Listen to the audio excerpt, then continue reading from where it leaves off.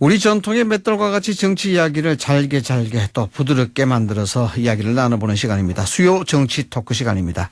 오늘도 딱딱한 정치 이슈 부드럽게 갈아댈 맷돌의 윗돌 김홍국 대진대 개공 교수, 그리고 아랫돌 배종찬 인사이트K 연구소장과 함께 한 주간 정치권 소식부터 여론의 흐름까지 두루두루 짚어보도록 하겠습니다.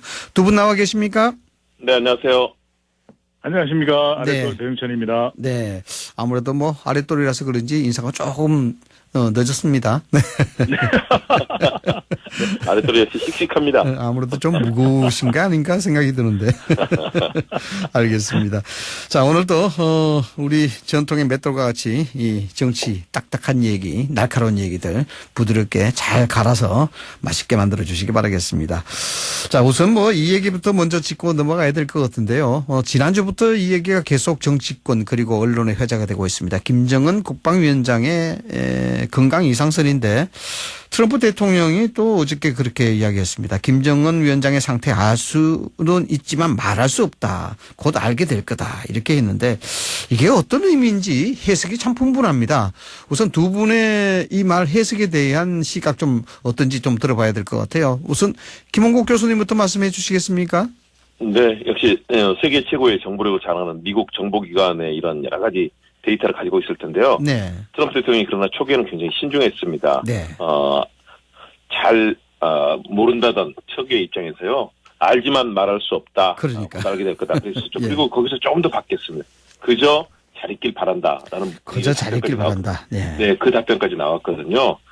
그런 측면에서 일단 기본적으로 이 트럼프 대통령이 가지고 있는 정보로 판단해 본다면 일단은 초기에는 그런 데이터들 북한의 상황에 대해서 파악이 전반적으로 좀 쉽지는 않았다. 그러나 네. 일단은 기본적으로 우리 정부가 얘기하는 것처럼 큰 그런 변화는 없는 것으로 이제 파악이 되는. 왜냐하면 기본적으로 그 김정은 위원장의 위치라든가 또는 여러 가지 동선들 그리고 북한의 당국의 뭐 이런 발언들 또 중국 측의 반응 이런 것들을 다 종합했을 텐데요. 현재까지는 분명하게 뭐 예를 들어 스텐트 수술을 했을 수 있다. 그러나 그것이 일부에 나온 것처럼 과거에 뭐 네. 사망설까지 나왔을 정도로 유정하지는 않다라고 파악을 한 것 같습니다. 네. 그런 측면에서 잘 있기를 바란다는 상당히 우호적인 메시지까지 이제 던졌거든요. 아하, 그런 측면으로 본다면 이 사안이 해결되기를 좀 바라는 그런 마음들이 있는 것 같습니다. 본인의 아무래도 역시 대선 선거가 있지 않습니까? 아무래도 중요하죠, 그게. 그럼요. 네. 여기에 미치는 영향들 자신이 사실은 내세우고 있는 업적이라고 얘기를 하고 있는데 만일의 경우 트럼프 대통령 본인이 없었다면 이 한반도에는 전쟁이 났을 것이다라고 얘기하지 않습니까? 그럴 정도로 본인의 업적이라고 생각하고 있는데 이것이 악화된다면 아무래도 본인에게는 대선 가도에서 그렇겠죠. 코로나19 때문에 어려운 상황에서 겹치면 어렵겠죠. 그런 측면에서 메시지 조절을 좀 하고 있다고 봅니다. 메시지 조절을 하고 있다. 네. 네. 트럼프 입장에서는 뭐 재선 앞두고 있으니까 자칫하면 세부대에 담아야 되는 그런 부담감도 있으리라 생각이 드는데. 자, 배 소장님. 지금 김홍국 교수님의 이야기를 종합해 보면은 뭐 동선이라든가 중국 측의 반응이라든가 여러 가지 종합을 해 보면은 뭐 그렇게 뭐 급박하고 뭐 사망설이다 이것까지 갈 상황은 아닌데 그렇게 보시는 것 같은데 근데 일반적으로 말이죠. 이게 아무런 문제가 없으면 그냥 문제 없다라고 이야기하면 되는 것 아니겠습니까? 네, 그렇습니다. 그런데 지금에서 계속 논조가 약간씩 이상하게 달라지고 있거든요. 뭐 그저 잘 있기를 바란다 이런 것들이 낙관적 전망을 하기에는 조금 이상하지 않나라는 생각도 드는데, 예, 소장님은 어떻습니까? 김정은 위원장의 상황 자체가 일반적인 상황으로 보이지는 않아요. 네. 그렇다면 평양에서 공식적인 자리에 더군다나 지난번 태양절 같은 경우에는 워낙 중요한 정치적인 행사였기 때문에 모습을 드러내지 않는다는 것도 상당히 큰 의미가 있기 때문에 그렇게 행동을 했을 리가 없을 텐데 무엇보다도 지금 어느 정도 수준인지는 알 수가 없지만 트럼프 대통령도 이야기했지만 안다. 하지만 말을 할 수 없다. 그것은 뭔가 변화가 있고 변화된 상태이긴 한데 그것을 말할 수 있는 수준은 아니라는 것이겠죠. 말할 수 있는 수준은 아니다. 네. 뭔가 변화가 있는 그것을 정확히 아는 것이 필요할 것이고 한편으로는 이것이 과거에는 북한 지도자의 건강 이상설 이게 상당히 우리 여론에도 큰 영향을 미쳤거든요. 그런데 지금 미치는 영향을 보면은 일단 확인을 해보자. 모른다면 우리가 왜 모르는 것일까? 또 파악하고자 한다면 어떤 수준일까? 라는 정도의 단계인 것이지 이것이 우리 여론을 마구 요동치게 만드는 그런 정도의 수준은 아니거든요. 그만큼 북한 이슈가 이미 어느 정도 선 반영이 돼 있고 대통령 지지율에도 크게 영향을 미치지 않는 걸로 봐서는 지금 단계에서 중요한 것은 정확하게 파악하는 것이 중요한 것이고 그냥 섣불리 단정을 짓든지 또는 추측을 하든지 이것은 결국 바람직하지 못하고 정확한 것은 북한의 동태를 파악하고 이게 신문 보도기사 또는 뉴스, CNN 같은 데서 이야기되는 부분들을 우리가 정확하게 네. 우선은 파악을 하는 것이 중요하고 만약에 어떤 시나리오가 나오든 간에 우리가 어떤 대응을 할지 미리 좀 선제적인 대응, 준비가 되어 있는 것이 더 필요해 보입니다. 네. 이게 자꾸 이제 궁금증이 확산되고 있다는 게 이게 문제거든요. 뭐 정부라든가 뭐 중국 측의 반응도 이것이 사실무근이다. 뭐 그렇지 않다라는 그런 입장들을 나타내고 있습니다만은 여러 가지 뭐 상황들이 자꾸 이제 솔솔 이야기가 나오니까 이게 자꾸 이제 확산되고 있는 건데 과거에 김정일 사망 때와 비교하는 분들이 굉장히 많은 것 같아요. 그런 것을 봤을 때 뭐 김현철 장관이 가짜 뉴스라 일축을 했습니다만 어떻습니까, 김홍국 교수님? 과거 김정일 국방위원장 사망 때하고 지금하고 정보의 어떤 질이라든가 또 분위기라든가 이런 걸 좀 비교하신다면요. 많이 달라졌죠. 네. 그러니까 9년 전이죠. 2011년인데요. 김정일 위원장이 사망했을 때 당시에는 뭐 전 세계가 약 50시간, 50시간 넘게, 그러니까 이틀이 넘게 네. 파악이 되지 않았다. 그렇죠. 일주일. 네. 네, 그렇습니다. 그렇기 때문에 그 사망 이후에 이제 그걸 파악하는데 결국은 이제 북한 당국의 공식 발표를 통해서 우리가 확인하지 않았습니까? 네. 그리고 지금 상황은 과거와는 좀 많이 다르다. 왜냐하면 지금은 김정은 위원장이 다양한 외교용사 트럼프 대통령과 뭐 여러 가지 정상회담도 했고 대외 연구를 많이 했거든요. 네, 그렇죠. 김정은 위원장에 대한 여러 가지 건강에 대한 데이터, 정보 그리고 이런 부분들이 많이 수집이 사실은 그동안 돼 있는 상황이라고 봐야 됩니다. 과거에 김정일 위원장과는 다르거든요. 네. 김정일 위원장 당시에도 이제 뭐 예를 들어서 당시 뇌사진 입수해서 생존하는 게 생명이 그렇게 3년에서 5년 정도밖에 되지 않을 것이다라고 이제 미국이라든가 우리 당국에서도 이런 파악을 하고 있었는데 실제로 이제 그렇게 사망하지 않았습니까? 네. 그런 여러 가지 비밀리에 이런 부분들을 진행을 하지만 특히 최고 지도자 이런 폐쇄 사회에서 최고 지도자의 이 건강 정보는 굉장히 중요한 그럼요. 국가의 네. 핵심 정보 아니겠습니까? 그 당시는 그러나 파악할 수 있는 한계가 굉장히 어려웠었다. 그렇게 오랫동안 몰랐던 시간들이 있었는데 지금은 그런 부분들이 속속들이 실시간으로 많이 파악할 수 있는 지점이 있지만 아직도 김정은 위원장의 경우는 뭐 부인 리설주 여사라든가 몇 사람 제하고는 사실은 알 수는 없는 상황이거든요. 네. 그러나 우리 정부에서는 또 다양한 그런 휴민트라든가 정보를 통해서 파악하고 있다.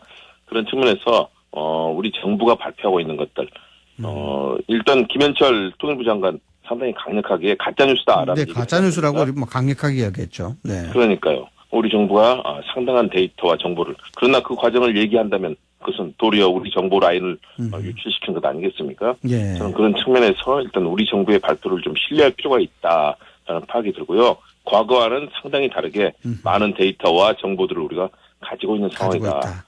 라고 판단이 됩니다. 물론 뭐 국민들의 입장에서는 정부의 공식적인 입장 발표 이걸 뭐 믿고 의지할 수밖에 없는 그런 상황인데 뭐 어제 국회에서도 이런 갑론돌레박이 많이 있었던 걸로 아침에 보도가 됐었습니다. 아마 국회 야당 쪽에서는 오히려 김정은 위원장의 신변에 대해서 우리 정부가 제대로 파악하지 못하고 있지 않느냐 이런 어떤 논란까지 있긴 했는데 어떻습니까? 배종찬 소장님. 우리가 뭐 네. 가정을 해서 이야기한다는 것은 좀 그렇습니다만은 정치 평론을 하는 입장에서 우리 배 소장님 보신다 그러면은 김정은 국방위원장의 신변이 정말 이상이 있다. 이게 상당한 우리 쪽에서는 뭐 남북 관계라든가 많은 변화가 있을 수밖에 없겠죠. 그렇죠. 일단은 문재인 대통령과 함께 김정은 위원장이 남북관계 화해와 개선을 또 주도해왔고 그만큼 진전되지 않았습니까? 네. 지지난해는 문재인 대통령이 평양을 방문하게 됐었고요. 그 이후에 북미 관계가 고이면서 더 한 걸음 진전하지 못하는 그런 관계가 되기는 했습니다만은 여전히 남북한이 대결 구도가 아니라 그래도 화해 국면 속에 놓여 있다라는 것은 그동안 현 정부가 들어서서 계속해서 북한과의 관계를 개선해온 그런 또 결과라고 할 수 있겠고 또 중요한 것은 이전의 북한과 지금의 북한은 상당히 다르다. 이전의 북한은 우리가 전혀 예상하기 힘들었지만 지금의 북한은 김정은 위원장의 건강 이상설과 관련된 정확한 사실을 파악하지 못하고 있긴 하지만 그럼에도 불구하고 당장 이것이 남북한 간의 심각한 대결 구도로 접어든다든지 이런 것을 또 예고하거나 예상케 하는 것은 아니거든요. 그만큼 네. 주변 국가들과의 관계, 그러니까 북한은 중국, 또 대한민국은 또 미국과의 관계 속에서 이것이 결코 대결 구도로 가는 것이 아니라 건강 이상설의 과연 진위가 뭔지 네. 이것을 밝히는 정도의 차원이기 때문에 과거에 우리가 북한 문제 그러면 우리 사회 전반적으로 동요를 받고 동요가 되고 또 요동쳤던 것과는 분명하게 달라 보입니다. 네. 참 이게 참 재밌는 비교가 될 수도 있겠습니다만 북한은 좀 통제적이고 폐쇄적인 반면에 우리는 너무 정보가 또 오픈돼 있으니까 이게 너무 네. 극과 극의 상황이라서 오히려 오해가 더 증폭되고 사실이 또 왜곡되고 뭐 이러지 않느냐는 생각이 듭니다. 알겠습니다. 김정은 국방위원장의 얘기는 이 정도로 마무리하고요. 정치권 얘기 본격적으로 좀 살펴보도록 하겠습니다. 아시다시피 미래통합당의 이 문제가 아주 좀 뭐 자중질환이다 이런 등등의 얘기로 지금 비화되고 있는데 어제 김종인 비대위원장의 선출 그리고 임명 이를 두고 뭐 경론을 벌였지 않습니까? 일단 뭐 어제 상황이 그렇게 뭐 순조롭게 풀리지 않은 것 같은데 김홍국 교수님 어떻게 보셨습니까? 네, 역시 현 상황, 역시 총선에서 위기 국면으로 들어선 미래통합당이 현 주소를 보여줬다라고 판단이 됩니다. 네. 어제 오전에 먼저 이제 국회의원 당선자들이 다 모이지 않았습니까? 이 자리에서 상당히 비판적인 목소리들이 많이 나왔다라고 이제 당내에서 얘기를 하고 있고요. 네. 그 다음에 열린 상임 정국위가 사실상 정족수가 되지 않아서 열리지를 못했습니다. 그렇죠. 네. 그런 사실은 상임 정국위가 열렸어야 역시 당헌 당규를 바꿔서 비대위 이 임기 문제를 다룰 수 있었는데 네. 이것이 사실은 김정일 위원장이 요구한 가장 핵심적인 요소 아니었겠습니까? 네. 정권을 가지고 아무래도 당을 개혁해야 되는 그런 측면에서 임기를 8월까지로 제한한다. 그렇다면 4개월짜리로 4개월짜리죠. 네. 그렇죠. 그러니까 상임정국위에서 김정인 위원장 요구를 사실상 거절한 것입니다. 상임정국위 같은 경우는 아무래도 역시 중진 의원들 당의 핵심적인 그런 자원들의 목소리가 영향을 미칠 수밖에 없고요. 일부 중진 의원들은 상임 정국위 위원들이 참석하지 말아야 된다라는 그런 예. 여러 가지 그런 목소리를 다양한 경로를 통해서 냈고 결국은 그게 현실화가 됐습니다. 네. 이어서 정국위에서도 과반을 겨우 넘는 수준의 일단 참석자가 있었고요. 그중에서도 찬성은 117표에 그쳤습니다. 다시 말해서 김종인 위원장의 필요성에 대해서 인정을 하면서도 그러나 모든 정권, 당의 운명까지 맡길 수는 없다라는 그런 메시지들이 이제 들어가 있다고 볼 수 있고요. 그런 측면에서 어제 마지막에 이제 김종인 위원장이 추대로 생각하지 않는다. 다시 말해서 나에게 정권을 주지도 않았고 내가 일할 수 있는 여건을 만들지 않았다라는 그런 얘기 아니겠습니까? 네. 이렇게 상황은 당내에 있는 여러 초선 재선급과 또 중진 의원들의 생각이 다르고 당원들 전체 생각도 다르고 김종인 위원장의 생각도 다르고 이런 상황이기 때문에 좀 합의점을 찾기는 어려워 보이는데요. 이 표류하고 있는 상황, 누구도 권위를 가지고 이 상황을 통제하지 못하고 있는 상황이 현재 새로운 개혁을 통해서만 거듭나야 되는 네. 미래통합당 현 주소를 그대로 보여줬다라고 판단이 됩니다. 어쨌든 선거 참패 후에 리더십 공백이 계속해서 이어지고 있는데 이게 참 이 간단한 문제가 아니라서 김홍국 교수님 그렇다 그러면 어제 뭐 상임 전국위가 무산되고 또 전국위에서 숫자가 그다지 많은 전체적인 숫자에서 뭐 참석 숫자가 좀 미미한 그런 규모가 참석된 거 이런 것들은 궁극적으로 봐서 김종인 비대위원장 체제 이 자체를 비토하는 분위기가 더 많다 이렇게 이제 해석이 될 수 있는 겁니까? 저는 그렇다고 봅니다. 네. 왜냐하면 일단 당내에서 우리 당의 운명을 사실은 당을 바꿔서 오락가락했던 김종인 위원장 리더십은 있지만 그러나 명확하지 않았던 김종인 위원장에게 모든 것을 맡길 수 있는 것이냐 그런 여러 가지 생각들 하고요. 특히 저는 김종인 위원장의 발언이 영향을 미쳤다고 봅니다. 김종인 위원장이 어떤 발언이죠? 네. 홍준표, 유승민, 또 안철수 다 검증돼서 이 사람의 시대는 끝났다. 이제는 40대, 70년대 70년대생 40대 경제 전문가 이런 향후의 대선 주자의 구도까지 언급을 하면서요. 당의 이 여러 가지 자원들이 화합하고 새로운 비대위 체제에서 힘을 모을 수 있는 것이 아니라 기존의 중준위원 굉장히 중요한 당의 세력들을 형성하고 있는 사람들 아니겠습니까? 네네. 유승민이라든가 또 안철수 대표 같은 경우도 들어올 수 있는 가능성을 사실상 봉쇄한 것이나 네. 마찬가지고요.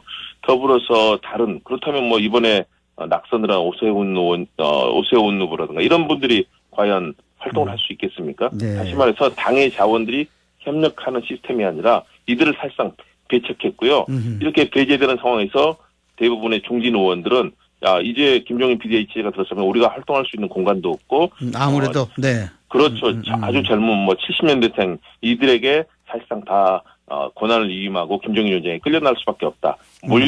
몰려날 수밖에 없다는 절박감 속에서 이런 것들이 반발 모습으로 나타났다. 네. 김종인 위원장이 이렇게 너무 소위 말해서 이제 단독적이고 독선적이라는 얘기를 하지 않습니까? 네. 이렇게 규정을 하다 보니까 당내 실제 세력을 가지고 있는 많은 의원들은 여기에 대해서 절박감 속에서 반발할 수밖에 없는 상황까지 됐기 때문에 네. 역시 당내 상황과 더불어서 김종인 위원장의 성급한 발언도 저는 문제를 악화시켰다고 봅니다. 네, 김홍국 교수의 말씀은 결국 이제 김종인 위원장이 이 화학적 교체, 인위적 교체를 언급함에 따라서 당에 포진하고 있는 주요 대권 후보들이라든가 그런 중진들의 쓸 자리를 뺏어버렸기 때문에 이런 어떤 논란, 비토부리가 확산된 것이지 아니냐 이렇게 이제 보시는 것 같은데 배 소장님도 그렇게 보시나요?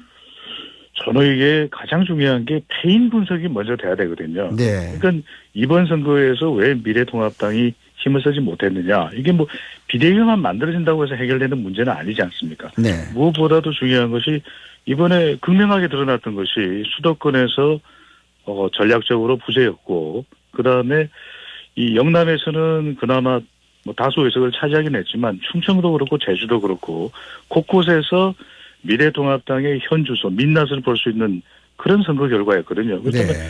이런 패인에 대해서 왜 이렇게 될 수밖에 없었는지를 분석하고 그것을 극복하기 위해서는 어떤 체제가 필요할지 사실 그 부분을 논의하는 것이 우선돼야 되는 것이거든요. 네. 그런데 김종인 전 선대위원장을 비대위 또 비대위 위원장으로 내정한다라는 것은 그만큼 좀 급하게 이 문제를 좀 너무 서둘렀다. 해소하려고 하는. 네. 그렇죠. 왜냐하면 그렇게 되면 다수의 구성원들은 공감할 수가 없는 것이고 실제 더 중요한 것은 이제는 한 달 조금 더 있으면은 21대 국회가 시작이 되는데 21대 국회에서 더 중요한 역할을 해야 되는 비대위가 될 텐데도 불구하고 지금 또 현역 의원들과 당선인들 사이에는 생각이 다를 수밖에 없을 테고요. 그렇다면 네. 결과적으로 지금 전국위원회에서 330명 가운데 찬성이 117명, 반대가 80표가 나왔다라는 것은 비대위에 힘이 실리지가 않거든요. 기간 네, 문제도 그렇죠. 있는 것이고. 네. 그렇다면 이게 되더라도 문제가 되는 것 아니겠습니까? 이게. 바로 그 부분입니다. 네. 실제로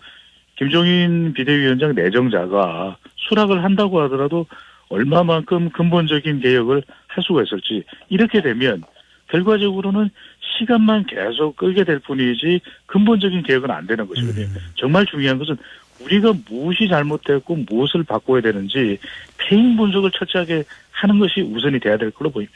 네, 일단 당이라는 것도 그렇고 사회도 그렇지만은 다양한 스펙트럼이 존재할 수밖에 없거든요. 네, 이건 어울려 가면서 해야 되는 게 일종의 정치라고 보는데 지금 배 소장님 말씀은 깃발이 문제가 아니라 어떤 깃발이 필요할지 이 논의부터 해야 되는데 무슨 그런 논의 없이 깃발부터 꽂으니까 이게 문제가 되지 않느냐 이렇게 이제 보시는 것 같은데 그렇습니다. 자, 왜냐하면 김종인 위원장은 조금 전에 김홍 교수께서 말씀하셨던 대로 지금 당에 또 중요한 목소리를 내고 있는 홍준표 전 대표, 유승민 의원 이런 사람들에 대해서 이미 지난 대선 때 검증을 받아서 더 이상 당의 간판이 될 수 없다. 이렇게 이야기를 해버리면 사실 또 70년대생 이 경제 전문가 기술론을 이야기해버리면 여러 가지가 제약이 돼버리거든요. 네. 이런 부분도 충분히 논의된 사항으로서 당 내에 또 중요한 결정 사항으로서 이게 결정이 되는 것이 아니라 이렇게 바른 사항으로서 이야기가 돼버리면 이것 또한 계속해서 논란이 있을 수밖에 없고 반발이 있을 수밖에 없거든요. 그렇기 때문에 무엇보다 중요한 것은 다 모여서 그 논의부터가 시작돼야 됩니다. 패인 분석이 충분히 되고 난 이후에 이런 체제로 가서 우리가 동의하고 정말 바꿔보자. 네. 그래야 2년 뒤에 대선 때는 승부가 되겠다. 이런 논의가 사실은 먼저 돼야 되는 것이겠죠. 뭐 총선 참패에 대한 일종의 뭐 간단한 퍼포먼스라도 좀 있어야 되거든요. 네, 반성이라든가 성찰이라든가 이런 국민에 대한 퍼포먼스도 있어야 되는데 그거 없이 바로 뭐 이 비대위 체제의 김종인 체제를 이야기한다 그러니까 아마 그것 때문에 여러 가지 논란이 있지 않나 이런 생각이 듭니다. 어쨌든 제1야당이고 보수의 대표 정당 아니겠습니까? 이 통합당의 행보 자체가 굉장히 중요하고 나라의 균형축을 이루는 아주 중요한 축으로 평가가 되고 돼야 될 텐데 자, 김호국 소장님. 네네. 네.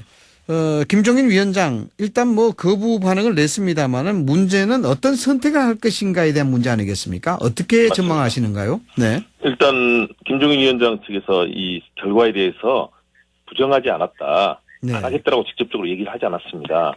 나는 자연인이다. 그리고 이번 결과를 추대로 생각하지 않는다. 라는 그런 얘기거든요. 네. 저는 아직 김종인 위원장이 기다리고 있다고 봅니다. 다시 말해서 기다리고 있다. 네. 정권을 가진 비대위원장으로 추대하는 그런 뭔가 형식을 갖추고 내가 확실하게 개혁할 수 있는 그런 권한을 달라라는 것이죠. 그래서 당의 분위기를 정리해서 그런 뭔가 개혁이다. 그리고 개혁의 대표로서 비대위원장이 활동할 수 있는 공간을 만들어 달라는 그런 것들이라고 봐서 저는 김종인 위원장이 아직까지는 명확하게 거부하지 않았다고 봅니다. 네. 대신에 이제 문제는 바로 당입니다. 현재 지도부는 다 조경태 의원 빼놓고는 다 낙선하지 않았습니까? 다 낙선이죠. 네. 그렇죠. 지도부가 이것을 주도적으로 끌고 갈 수가 이게 없는 동력이 상황이죠. 없단 말이죠, 이게. 그렇죠. 네. 당 스스로 자체에서 영향력이 한계다. 그런데 이제 내부에서는 여러 이 정당이라는 것들이 가장 중요한 거 아니겠습니까? 민주적인 절차를 거쳐야 된다. 민주적 네. 통제를 해야 되는 것 아니겠습니까? 절차적 정당성이라는 거죠. 네. 그럼요. 그래서 저는 우리 배 소장님께서 잘 얘기해 주셨는데요. 일단은 원인 분석도 돼야 되고 어떤 철학과 가치를 가져가야 될 것이며 이것들이 당내에서 공감대를 가질 수 있는 과정이 있어야 되거든요. 그렇다면 뭐 밤샘을 하든 뭐 당선자 워크숍을 하든 앞으로 당을 이끌 사람들은 제21대 국회에 당선된 사람들 아니겠습니까? 네. 그리고 함께 할 수 있는 당의 많은 당원들의 목소리를 같이 반영할 수 있는 그런 것들을 함께 가지고 가야 될 텐데 지금의 분위기는 김종인 비대위원장이 그대로 끌려갈 수 없다라고 얘기를 하고 있는 것이죠. 네. 저는 일단 김종인 위원장은 좀 더 기다리라고 생각합니다. 기다린다. 본인도 네, 기다리고 있다. 마지막 정치 생명을 걸고 지금 이 문재인 정부에 맞서는 보수 정당을 자기가 만들어 보겠다라는 그런 각오를 펼친 것 아니겠습니까? 인생의 저는 마지막 승부수 40년생이기 때문에요. 이제 우리 나이로 81살 되시지 않습니까? 네. 그러니까 사실상 이제 마지막 정치할 기회라고 보고 여기서 승부를 걸겠다고 판단하고 있지만 그러나 당의 수많은 이번에 뭐 초선 의원들 뭐 많이 들어왔고요. 새로 정치하는 분들 입장에서는 무슨 소리냐. 한 사람에게 모든 것을 맡기는 것이 아니라 그런 당의 여러 가지 절차에 따라서 토론하고 또 새롭고 합리적이고 상식적인 보수의 가치를 담은 그런 당의 모습을 만들어 가야 된다. 그런데 김종인 비대위원장 시스템으로 갔을 때는 끌려갈 수밖에 없다는 생각을 하기 때문에요. 이 부분의 접점을 어떻게 만들어내느냐. 접점을 만들어낸다면 마지막까지 김종인 비대위원장 카드는 성사될 수 있는 가능성은 남아있다라고 보이지고요. 알겠습니다. 그러나 당의 동력 내부가 너무 취약합니다. 이게 문제는 가장 큰 변수가 임기 같아요. 지금 김종인 비대위원장이 이야기하는 것은 8월 31일까지 4개월 동안 비대위원장은 할 수 없다라는 그런 입장이고 상임전국위원회에서는 뭐 이것이 고의든 고의가 아니든 간에 8월 31일까지 당헌 개정을 하지 않았다는 것이고 이 때문에 김종인 위원장 측은 임기 보장이 적어도 내년 3월까지는 돼야 되지 않겠느냐 이런 의도가 있는 것 같아요. 그래서 이걸 좀 어떻게 좋은 방법이 있으면 해결을 해야 될 텐데 배 소장님 이게 네. 뭐 어떻게 해결이 좀 되겠습니까? 저는 왜 이렇게 서두르는지를 모르겠어요. 왜냐하면 서두르고 있다. 어떤 네. 날짜까지 비대위를 반드시 내세워야 된다 그러면 반드시 그렇게 해야 되겠죠. 근데 그것이 아니고 지금은 20대 국회와 사실은 21대 국회가 함께 있는 과도기의 상태거든요. 네. 그렇다면 중요한 것은 미래통합당이 과연 어떤 패인의 문제가 있었는지 그리고 앞으로 어떤 체제를 통해서 당이 체질적인 개선을 해야 되는지 이런 부분들을 논의해서 비대위 체제가 맞고 그리고 비대위원장은 김종인 전 선대본부장이 가장 적격이다라고 판단이 된다면 그렇게 동의를 하고 제대로 개혁을 하려고 해야지 지금 구성부터 해서 계속해서 다른 이야기가 나오고 있거든요. 그렇다면 결과적으로 이것이 잘 굴러갈지 의문이 될 수밖에 없는 것이고 보수정당의 필요성을 이야기하는 사람들이 과연 보수정당이 앞으로 제대로 가겠느냐라고 하는 의구심이 계속해서는 싹틀 수밖에 없는 네. 상황이라면 저는 중요한 게 그런 것 같습니다. 왜 모여서 논의하지 않는지 충분히 좀 논의하고 이걸 뭐 서두르고 오늘이 안 되면 안 된다 이게 아니지 않습니까? 그렇다면 정말 중요한 것은 과연 지금까지의 문제가 이번 총선만의 문제는 아닐 겁니다. 네. 그 이전부터 누적되고 쌓여왔던 문제를 어떻게 극복해 나갈 때에 대한 충분한 논의부터 하고 난 다음에 한 2주 뒤에 결정해도 되지 않습니까? 3주 뒤에 결정하면 안 되나요? 저는 충분히 그런 과정을 거친 후에 과연 보수가 왜 존재해야 되는지 네. 이 가치를 실현할 수 있는 그런 비대위를 구성하는 것이 가장 바람직할 것으로 보이고요. 지금도 보면은 더불어민주당이 미래통합당의 지지율의 거의 2배가량 가까울 정도의 네. 지지율 차이가 나는 이유는 그만큼 우리 국민들이 중도까지 포함을 해서 더불어민주당 쪽으로 마음이 가 있다. 그다음에 이것을 어떻게 하면 돌려놓을 수 있을지를 아주 근본적이고 또 하나하나 작은 문제부터 살피는 그런 충분한 논의가 필요해 보입니다. 예. 일단 뭐 지도부 체제가 선거 참패 후에 이게 공백 상태가 이어지다 보니까 이런 일이 발생되지 않겠나 그런 생각이 드는데 좀 아쉽긴 좀 많이 아쉽습니다. 뭐 저도 개인적으로 실질적으로 뭐 이런 지도부가 리더십이 없을 때는 뭐 중진급들이 협의체를 만들어서 여기 참패에 대한 원인도 분석을 하고 그 위에 로드맵을 만들어서 제시하는 그런 방법들을 하는 게 맞다라고 의견을 한번 피력한 적이 있습니다만 이게 참 그렇지 못하니까 자꾸 표류하고 있는데 마지막으로 이 하나만 좀 짚어보고 다른 문제로 좀 넘어가 보도록 하겠습니다. 자, 배 소장님. 네. 그렇다면은 김종인 비대위원장이 이야기한 40대 경제기수, 이 뭐 김세인 의원도 이야기되고 홍정욱 전 의원도 거론되고 하는데 이 배경 뭐라 보십니까?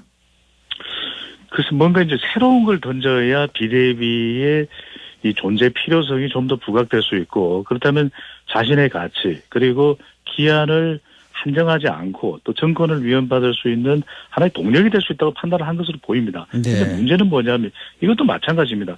뜬금없이 이렇게 이야기를 할 것이 아니라 과거의 방식은 그랬겠죠. 화두를 던지면 그것에 대해서 논의하는 것이 당내에서 마땅한 분위기였다면 지금은 그렇지가 않거든요. 왜냐하면 네. 홍정국 전 의원이 거론되고 김세현 의원이 40대 경제 전문가 그럼 51세는 안 됩니까? 그러니까. 52세는 안 돼요. 60세는 또 안 됩니까? 네. 이런 부분들을 이렇게 그냥 단적으로 할 것이 아니라 충분히 우리가 그러면 앞으로는 어떤 인물이 필요하고 또 이게 인재 육성을 그동안 하지 못했다는 방증이기도 하거든요. 네. 그렇다면 이것을 어떻게 할지 논의가 돼야 될 부분이지 그래서 이렇게 툭 던지고 나면 또 이것으로 당 내에서 논란이 되고 불필요한 또 의심이 싹트게 되고 맞습니다. 뭐 때문에 이걸 했을까 그러네요. 라는 것이 또 이야기될 수밖에 없기 때문에 좀 더 필요한 주제들은 그 필요한 장소에서 충분한 시간을 가지고 논의하는 것이 네. 바람직하다고 보입니다. 알겠습니다. 자, 이 정도로 하고 민주당으로 넘어가 보도록 하겠습니다. 자, 김홍국 교수님. 네. 네. 일단 뭐 통합당은 비상 상황에서도 지금 비대위원장 선출을 두고 자중질환을 겪고 있는 상황인데 민주당은 또 그렇지 않아요. 우선 수포 여당이 됐고 또 거기에 따라서 원내 사령탑이 누가 될지 뭐 이런 어떤 경쟁 구도가 펼쳐지고 있는데 통합당은 너무 좀 비교가 돼서 좀 그렇긴 합니다만 어떻습니까? 원내 사령탑 지금 3파전 정도 정리되고 있는 것 같죠? 네. 각 정당별로 이제 뭐 열심히 다음 여러 가지 정치적 행사를 향해서 달려가고 있는 상황인데요. 일단 민주당 같은 경우는 원내대표 경선을 합니다. 네. 5월 7일 경선이 열리는데요. 현재 3파전입니다. 물론 이분들의 각 생각이 각자 어떤지는 잘 모르겠지만 김태년 후보, 전해철 후보, 정성호 후보. 네. 김태년 후보는 4선이고요. 정성호 후보도 4선입니다. 전해철 후보는 3선이고요. 김태년 후보와 전해철 후보는 소위 말하는 친문 문재인 대통령과 같이 어떤 정치적 운명들을 같이 많이 해온 그런 흐름으로 보여지고요. 네. 아무래도 김태년 후보 같은 경우는 정책위 의장도 지냈고 또 이해찬 대표 체제에서 같이 후보를 맞춰왔던 그래서 친문이자 이해찬으로 분류가 되고요. 전해철 후보는 뭐 삼철이다라고 할 정도로 과거부터 오랫동안 여러 가지 친노 그리고 친문지정에서 핵심적인 역할을 해왔던 분이고요. 그렇기 때문에 두 분의 성향은 상당히 좀 비슷하다라고 보여지기 때문에 여러 가지 이 정치적 분석으로 따지면 친문 계열에 일단 표심이 좀 분산될 수 있다라는 그런 평가가 나오고 정성호 의원은 뭐 잘 아시지만 역시 굉장히 오랫동안 의정 활동을 하면서 합리적이고 굉장히 성실한 평가를 받아왔고요. 네. 비주류 또 비문 물론 그렇다고 해서 반대되는 그런 성향은 아니지만 그러나 친문 계열과는 약간의 거리가 있는 그런 의정 활동을 펼쳐왔기 때문에 세 후보 모두 아주 치열한 경합을 펼치고 있습니다. 모두들 국민들께 받았던 과반 의석의 힘을 가지고 책임감을 가지고 일하는 국회를 만들어 보겠다라고 지금 세 후보 모두 얘기하고 있고요.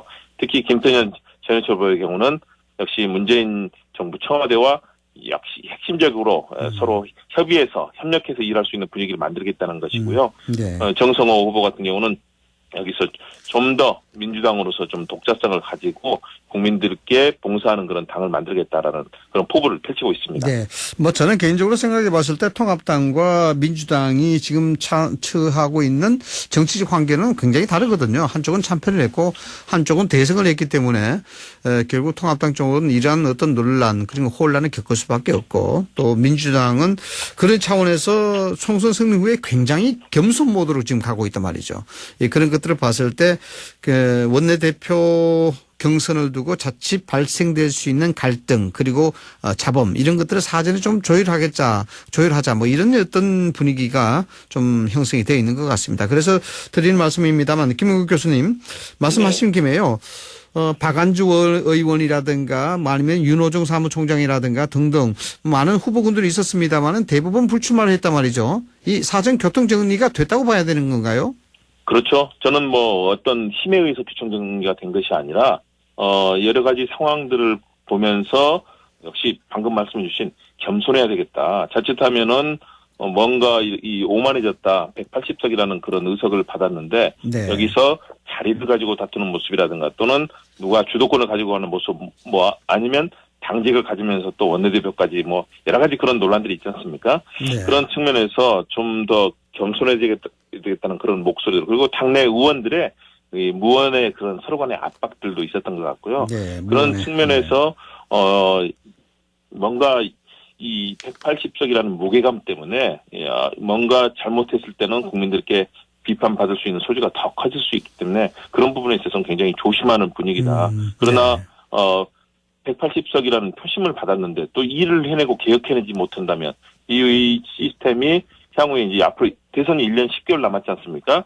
그리고 그 과정 속에서 제대로 당을 관리하고 당의 역할을 할 수 있도록 하는 책무감이 크기 때문에 이 부분에 대한 당내 의원들이 좀 공감대가 있지 않았나 판단합니다. 네. 자, 배 소장님. 네.